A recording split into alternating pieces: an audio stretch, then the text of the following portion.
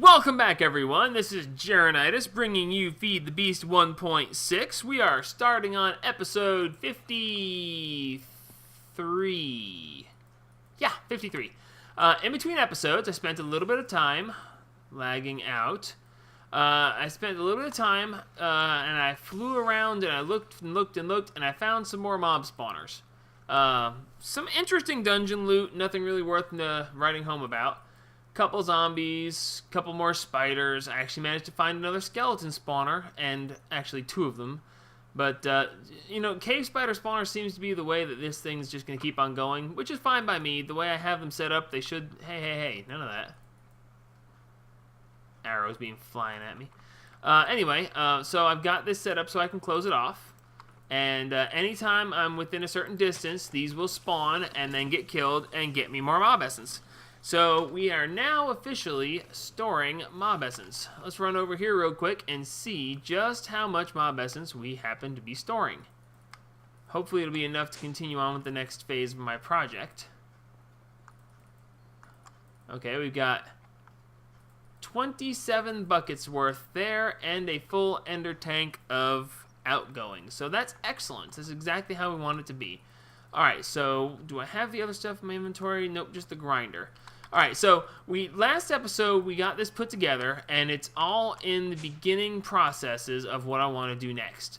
So getting the mob essence was the beginning. After we get the mob essence, now we're going to start doing something else. I needed the mob essence to continue with the build, and I'm going to show you exactly why. So first off, I don't want to be a bat right now because the view is weird and annoying. Pretty soon, I'm going to give myself the ability of flight because I'm really getting tired of switching back and forth from bat form to non-bat form. But for now, we're just going to let it rock on because I think this project is much more interesting. So, let's see. First things first, I need to get rid of some of the stuff that I have. I'm going to need this, going to need this, going to need this, don't need that, or... Why do I have a golden lasso with a light mage? Oh, that's right, the sacrifice. Or that. And we keep the rest of this stuff because we want it. Alright, so now that we have built the... Why am I in cheat mode? Oh, that's right. Okay. I had to, I had to change a couple things due to my constant crashing. In theory, I have stopped that from happening now, and I wonder if my map is... Yep, my map's still set up. My waypoints, well, I only have one. Just home. Okay, well, I'm going to assume that that's going to be fine. Let me go check and make sure that my villagers are still breeding, because we want them to be doing that while we're building the rest of this.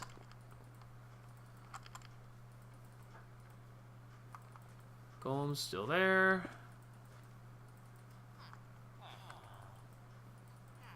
Oh, there's babies running around in there, so without switching back to bat form, I won't be able to see. We're going to switch back to bat form here in just a minute, because what I'm going to build is going to require some flight mechanic. I could probably do it without the flight, but heck, I've been using it so far, why stop now? Alright, so, let's see. Honey production should be continuing, and that's wonderful. We've got plenty of cow stuff. Give me 3 pieces of leather, just for good measure. Okay, so what we're going to build next, we got the grinders and we're getting the mob essence. So now we want to get something that's going to use the mob essence, and that is going to be the auto spawner.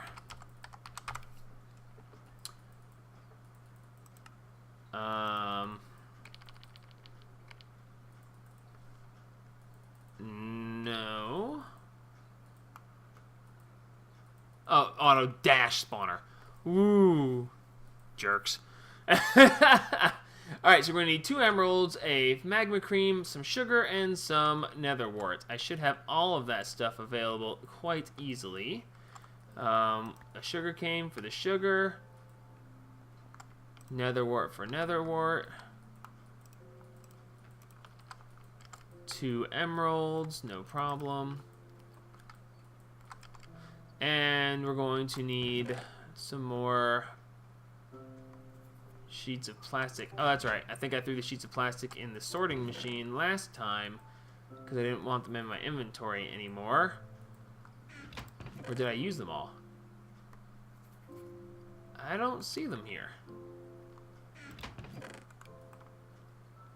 No, sir, I don't see them here at all.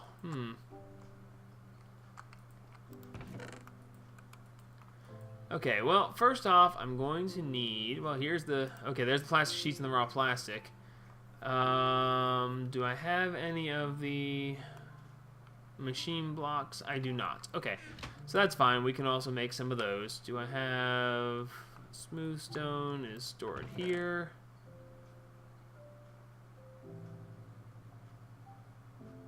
Or is it? Where's all my smooth stone? I know I've got a bunch of it. Oh, that's right. I put it in a barrel. Okay. Don't worry. I won't be lost for too much longer. Just another, well, hopefully about 30 years if I get to live that long. Alright, 3 factory machine blocks. That gets that taken care of. And a magma cream. Magma cream is easy to do. Slime ball plus blaze powder. We should have all of that here in mob drops, if not just the magma cream itself. Nope. But that's okay. We can do that. And that. Okay, so now we should be able to just say, here, give me that. Bingo! Okay, so now we have the auto spawner. The way the auto spawner works is it uses mob essence and power, and through mob essence and power, it's going to spawn entities. The entities that it spawns are directly related on what you give it to spawn from. That's what we're going to use the safari net for. I could technically actually catch a villager in this and just spawn villagers, and that way I wouldn't have to let them breed, but I decided to go with the vanilla way of making it do that. It doesn't require any power use or anything of that nature. So what we're going to do now is we're going to need a couple of things. For one, I'm going to take one of my extra energy cells from over here.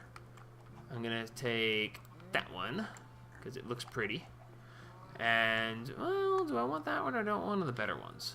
Nah, we'll just use this one for now. If I need to upgrade it later, I will. Let's see. Oh, wait, I should have put a piece back here to keep this uninterrupted. Thank you. Alright, so the next thing we're going to need is a bunch of clear glass. We should have a whole bunch of clear glass because I had it making last episode. As you remember seeing, if you were been watching, the villagers wouldn't melt because of it. By the way, the villagers did melt, and we now have liquid emeralds, which is 2.4375. I'm assuming that's 2 emeralds worth. I don't really know if that's how that works. Why you need 4 decimal places for liquid emerald is beyond me, but I'm not one to ask. Alright, where is this stuff gone to? It is right here. Okay, so we're going to take a bunch of this stuff with us. One of the other things we're going to need is I'm going to use a lava ender tank, and along with the lava ender tank, I'm going to use one of my lava engines.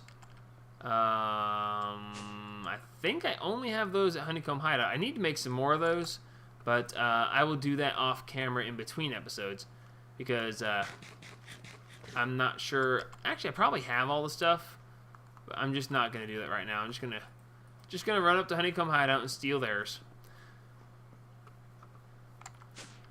Did I already steal one? I might have already stolen one, so it may only leave them with one when I get done here. Yep. It's true. And now I gotta turn into a bat. But that's okay, because I knew I was gonna have to be a bat sooner than later anyway. Woe is me. I've gone batty. Haha, thank you. Alright, so this is all the supplies we're going to need. And we're going to start building a Ars Magica spawning section.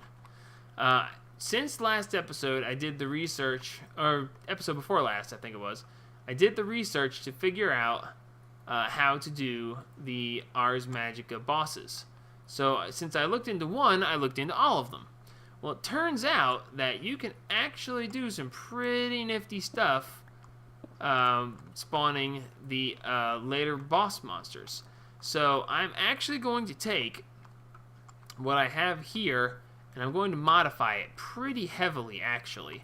What we're going to wind up doing is we're going to build this thing out completely encased in glass. Okay, and no, it doesn't make a lot of sense yet, and this build is going to take probably 2 episodes, but by the time I get it done, it will make a lot of sense. So for now, we are going to get the builder's wand out and put the wrench away, and we are going to builder's wand this glass up. Well, I don't want to, well, all the way to the ceiling. Yeah, that should be okay.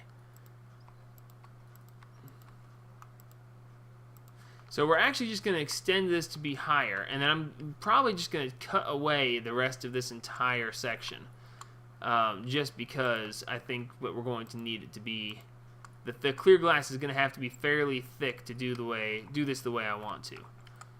So it'll all make sense given time. Just gotta have patience with me, because I know how this is supposed to go in theory, but I haven't actually tested on this or done a practice build or anything like that. So this is just going to be one of those, I know how this is supposed to work. I even know that it will actually work. I know it will. I just haven't actually done the full proper testing of it yet. So we're going to fill this in, and this is going to make it very hard to see because the clear glass is so effective when it goes together. You can't really see very well where there is the clear glass and where there is then not clear glass. So basically what we need to do is to make sure that anything in this area spawns where I want it to and not where it feels like. Okay, so that being the case, we're going to start eating away at this floor because I want to be able to see how far out we're actually getting things, and I want to make sure it's square. So this is going to, I'll do some major cleanup on this later on, but for now we're just going to, hey, I don't want to go downstairs yet.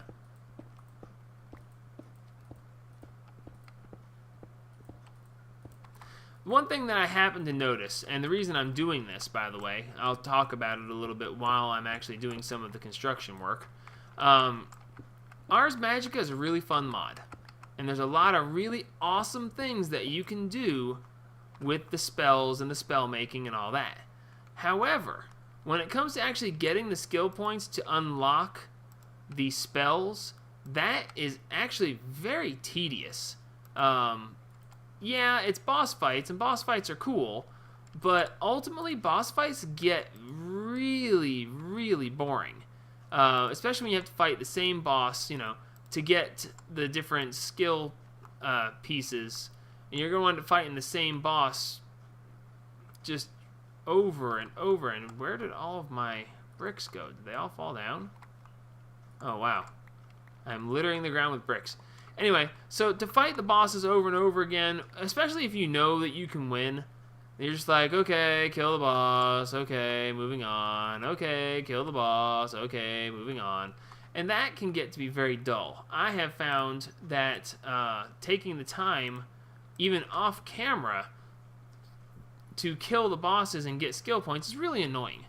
And not only that, but there are bosses that you can't actually even fight until you unlock the their entry in the Arcane Compendium.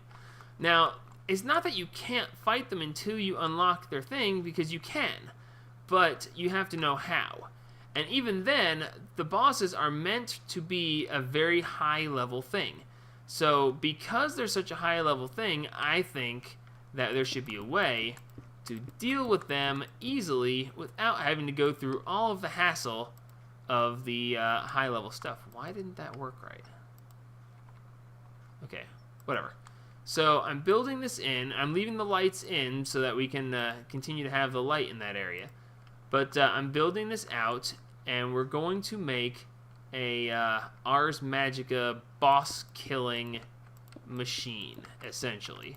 We're going to make it so that all we have to do is stand back and watch as the Ars Magica bosses just get killed for us.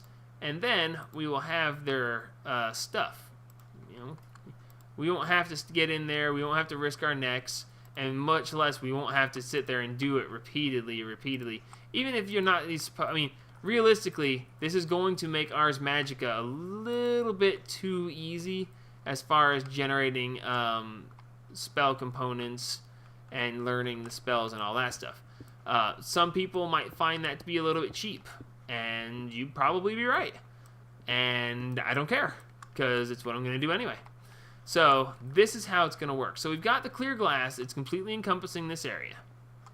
Okay, so the next thing we're going to do is we're going to actually take, and let's see, this is 161 to 169, so 8 blocks. That works for me.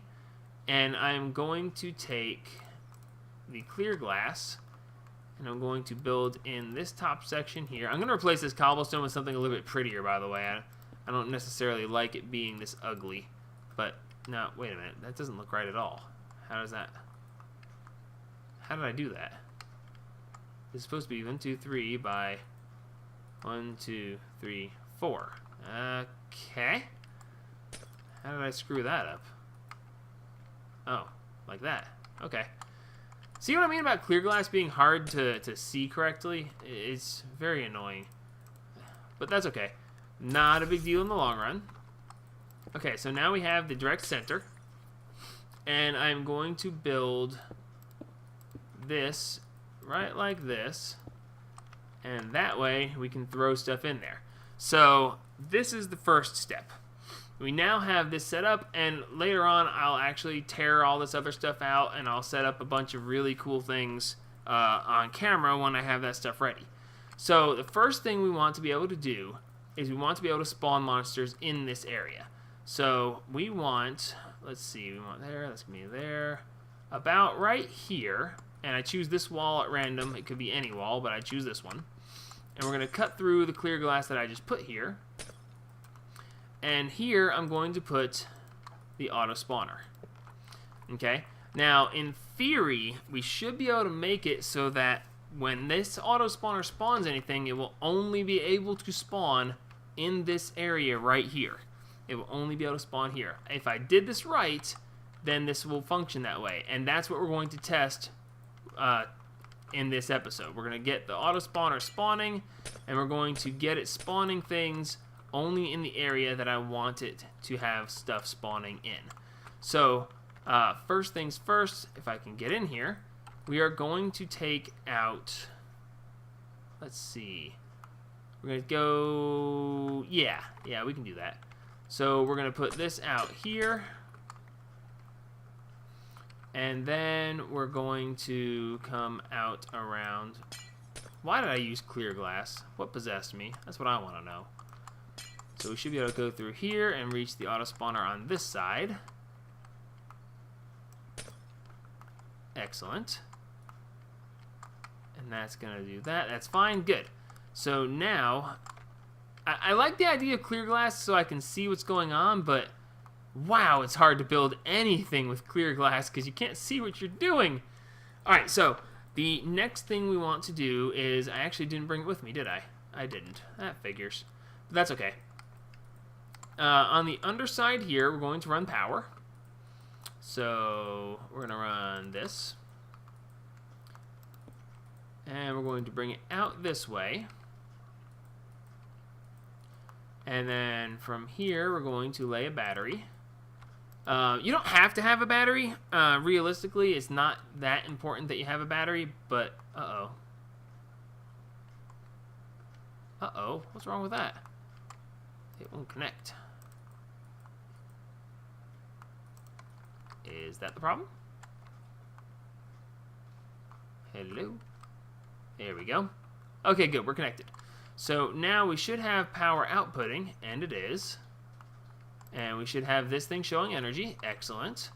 And this thing should be filling up that energy conduit, and it should level out. It shouldn't continue. There we go.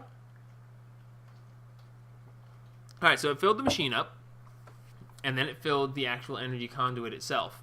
So now we're going to place a little bit more here, and we're going to get the lava flowing so that we can continue to power this. Since we have input blue on this side, we're going to go ahead and do that like that. We're going to go ahead and place this here and this here, and now we have power flowing into the cell, charging it back up. So that's going to work excellently as well. So this should keep power flowing whenever we need it, and we have the battery here so that we can use it, because we're not going to keep this spawning constantly, but when we have it spawning, we want it to be able to spawn without having to wait for the engine to catch up. So that should get the power supply going rather nicely. Okay, so that takes care of that part of it. The next thing we need is the mob essence. And the mob essence tank is back underneath Honeycomb Hideout because I said, hey, look, here's the stuff. I don't want to bring this with me. I want to come back for it later. And here we go. So the next thing we're going to do is get the mob essence, and we're going to put the ender tank for the mob essence right next to the spawner. And because ender tanks don't require any kind of liquid ducts or anything like that connecting them, we can just put it right next to it, switch it to output mode, and because it's an ender tank, it will automatically fill the spawner with the mob essence that we have just been producing from last episode. So the big thing here is eventually you'll have to spend time to get more mob essence going, because it won't actually be ready and just sitting there waiting anymore. So that's the only problem that we're going to have with this, is not having enough mob essence. But for now, we're going to assume that's not going to become a problem. Alright, so we click that to output, and that should fill the mob spawner, which I can now look at here.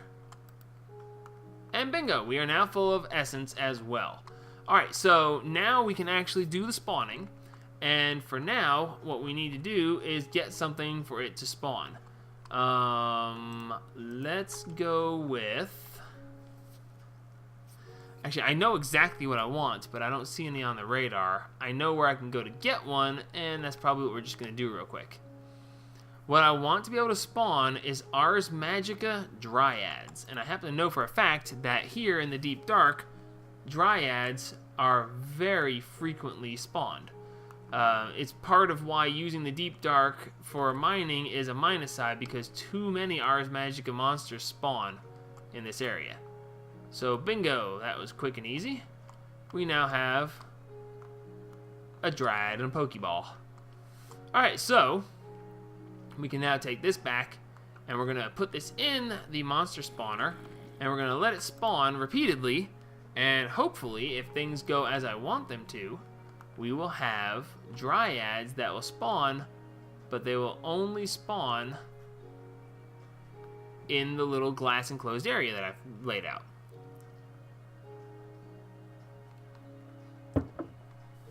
Alright.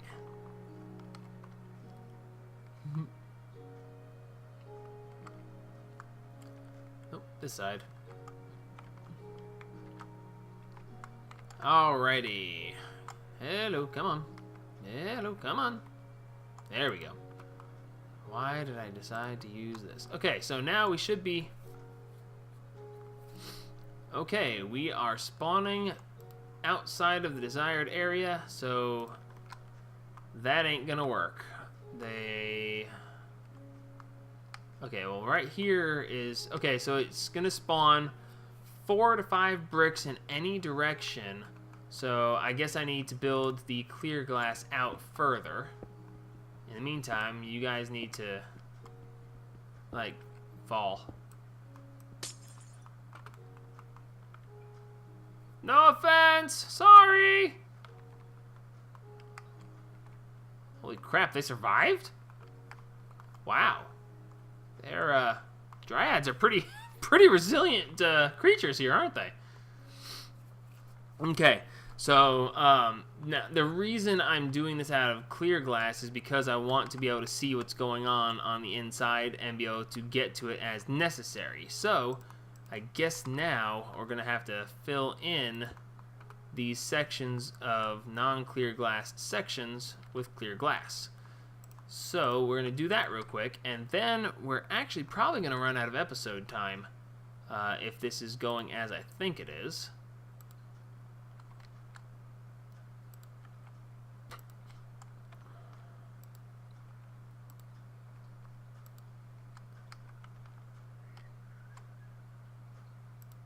Filling in, filling in. Alrighty.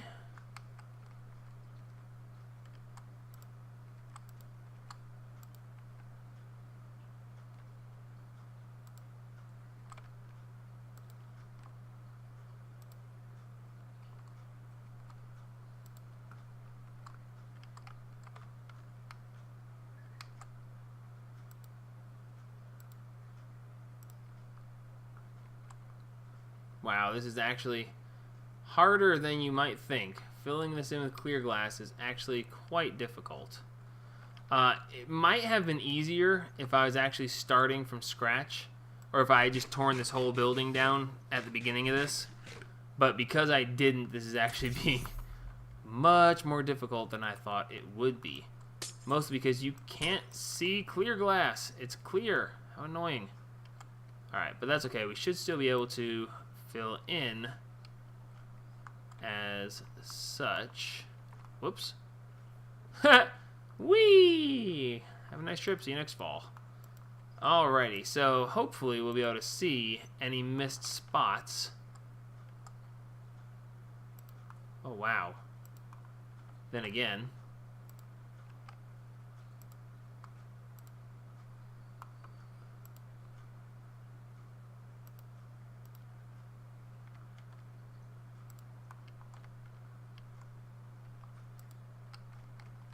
Wow, this is actually a lot more complicated than I thought it was going to be. And that's not supposed to be clear glass. That's supposed to be brick.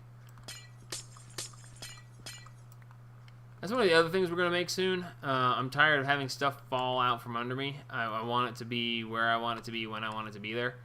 And therefore, we're going to actually improve upon this design, my ability to carry objects or pick objects up. So that's one of the other things. I have a bunch of really fun ideas, and unfortunately, I'm not having the time necessary to do large-scale recordings. But soon that will change. I'm doing a lot of my Honeymooners series right now, and that is because I'm having so much fun with Magic Farm 2, I'm actually neglecting to record as many episodes of this series as I probably should be. So, apologies for that. But, oh, I missed a spot in there. Okay. So, let's see if this is going to be good enough. Oh. Now, it should be solid from there. 1, 2, 3, 4. I should be able to go. Oh, well, then again. That should be enough to keep it covered. So now, if I get to spawning them again, there should be none that spawn outside of my little circle. Let's give it a try.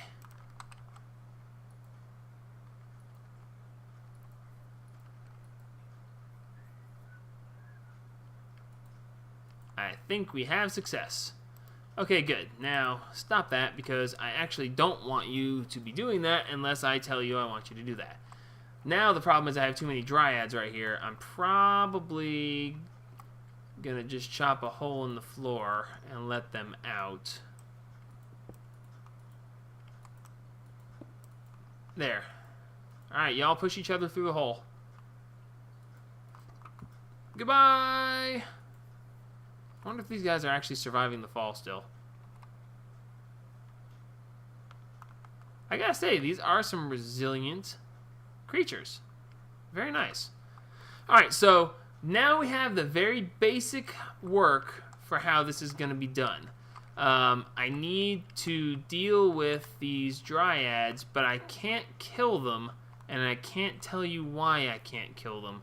It's just important that I don't kill them. Killing them, if I were to just suddenly start hacking them to pieces, I would probably be dead very shortly. Because I've learned recently that really ticking off the guardians of nature can be a very bad thing. So we're going to sign off here. Like me if you like me. Subscribe if you want to see what I do next, because this is only part 1 of this build. We are going to make it operational next episode. I hope next episode. I should be able to get everything set up to get it operational next episode. And that should help us get all of the cool stuff with Ars Magica. And yes, I'm a horrible person. I'm pushing nature's little dryad people off a cliff. But I'm going to be melting villagers. Ooh, speaking of villagers, I need to check on them real quick and see how many I have once I finish pushing these chicks off a cliff. Come on, you're the last one. Go join your friends. Don't you run from me. Get. Good girl. No, you did not. No slingshotting. Go on. No! Really? I pushed like a dozen of you off, and now you're going to be the one that fights me? Get. I wonder how many actually survived down here. Not that many. Alrighty, let's go look at the villagers real quick and see if I need to melt any of them real quick, just to be safe. Okay, orange is over there. Blue is the one I need to toss underneath their feet to melt them. Oh, we got a fairly decent number of babies here. Let's melt you, melt you, melt you. Try not to melt any babies. Melt you, melt. No, I didn't want to melt that guy. He was one of the ones I wanted. Dang it. Okay. Purple with yellow sashes. Purple with yellow sashes. Purple with yellow sashes, you get to stay. Also, any yellow guys directly can stay. And, yeah. Now let's go watch them melt. Wow, they already melted? Wow, that was quick. And now we have 4 emeralds worth. So this is not the greatest way to get emeralds, but hey, I'm breeding villagers and this is free. So technically speaking, if I wanted to, I could use the mob essence to spawn villagers and spawn villagers directly into the smeltery and just continuously melt them until I have all the emeralds I want. And now that I actually think about that, that might be what I do. All right, so signing off, episode 53. Help spread the gaming.